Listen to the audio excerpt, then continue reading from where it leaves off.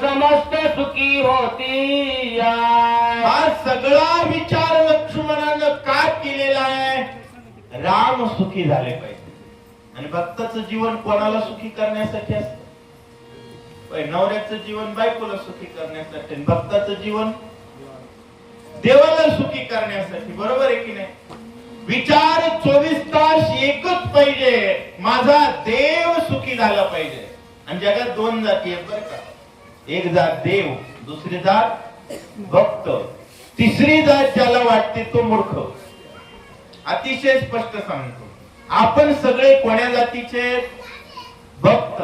आपला धंदा आहे दिनरजनी हाची धंदा, आणि त्याचा धंदा आहे घेऊन या चक्रगदा हाची धंदा करीत असे. भक्ताचं रक्षण करणं त्याचा धंदा आहे, आणि भजन करणं भक्ताचा धंदा आहे. भजन करत असताना 24 तास विचार पाहिजे, माझा राम सुखी झाला पाहिजे, जगात रामराज्य आलं पाहिजे. 500 रुपये मिळतात म्हणून मतदान करायचं नाही. निवडणुकीचे दिवस आहेत, जाहीर सांगतो, कोणाला व्हिडिओ काढायचा असेल तर फुल परवानगी. ज्या सभेतून प्रभू रामचंद्र भगवान की जय हा आवाज येतो आणि जय श्रीराम म्हणण्याची ज्या नेत्याची तयारी आहे, ज्याची ताकद आहे, त्याला मतदान करायचं. त्याला सांगायचं बाकी तुझा विकास तू खिशात घालून घरी घेऊन जाय, आम्हा विठ्ठलाची व्हावा, आम्हाला दुसरं काही नको आहे, आमचा राम पाहिजे. आणि एक लक्षात ठेवा, शिरावर बाप असेल तर सगळी सत्ता कोणाची?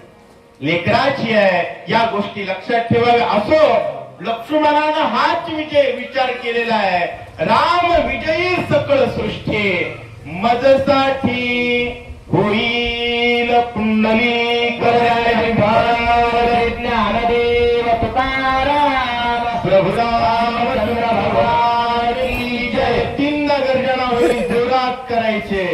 प्रभु रामचंद्र भगवान की जय.